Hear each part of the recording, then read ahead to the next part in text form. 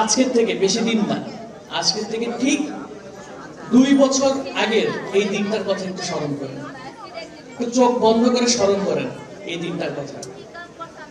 আজকের এই দিনে ঠিক 2 বছর আগে একজন ছাত্র, একজন সাধারণ কৃষক, একজন সাধারণ দোকানদার রাস্তায় নেমে গিয়েছিল। সে দেখছে যে তার চোখের সামনে তার সাথের আন্দোলনকারীর গায়ে গুলি লেগে, মাথায় গুলি লেগে মগজ ছিটকে যাচ্ছে, স্পটে মারা যাচ্ছে, হাত পুড়ে যাচ্ছে। তারপরও সে যেখানে আন্দোলন করছে সেই আন্দোলনের জায়গাটা ছাড়ে নাই এবং সংগ্রাম চালিয়ে গেছে। তার পাশের জনকে হসপিটালে রেখে দিয়ে আবার রাস্তায় নেমে এসেছে, সে স্লোগান দিচ্ছে।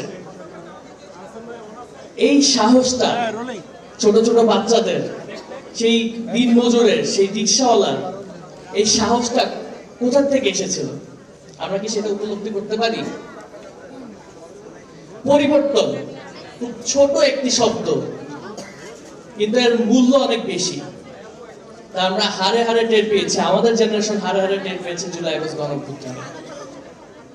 যারা তাদের পরিবারের স্বজনদেরকে হারিয়েছে তারা জানে জুলাই গণঅভ্যুত্থান কি জিনিস। গত 2 বছরে যতগুলো আনন্দের দিন গিয়েছে, যতগুলো উপভোগ করার সময় এসেছে, প্রত্যেকটা সময় এই শহীদ পরিবাররা তাদের সেই হারানো স্বজনদের কথা চিন্তা করে কেঁদেছে যে আজকের এই উপভোগের দিনে যদি আমার সেই যে গুলি খেয়ে হারিয়ে গিয়েছে সে যদি থাকতো, আজকে কতটাই না উপভোগ করতো। আমি কথাগুলো বলছি কারণ জুলাই আগস্ট গণঅভ্যুত্থানের সকলেই নেমে এসেছিল একটা আশায়, নিজের জীবন দিতে রাজি হয়ে গিয়েছিল। সেই আশাটি হলো পরিবর্তন। আজকে 2 বছর পার হয়ে গিয়েছে, আমরা কি পরিবর্তন পেয়েছি? যেই জন্য নিজের জীবনের তোয়াক্কা না করে রাস্তায় নেমে এসেছিল, আমরা কি তাদের আকাঙ্ক্ষাটা পূরণ করতে পেরেছি? পারি নাই। কবে পারবো জানি আমরা কেউ? তাও জানি না। কিন্তু আমরা কি আশা হারাতে পারি? এতগুলো জীবন যাওয়ার পরেও, এত জনের আত্মত্যাগ স্বীকার করার পরেও আমরা কি আশা হারাতে পারি? এই দেশের জন্য 71-এ মানুষ জীবন দিয়েছে, পিলখানা ট্র্যাজেডিতে মানুষ জীবন দিয়েছে, গত 17 বছরের গুম খুন অন্যায় অত্যাচারে মানুষ ভোগান্তি স্বীকার করেছে। এত এত আত্মত্যাগের পরেও কি আমরা আশা হারাতে পারি? আমরা আশা হারাতে পারি না।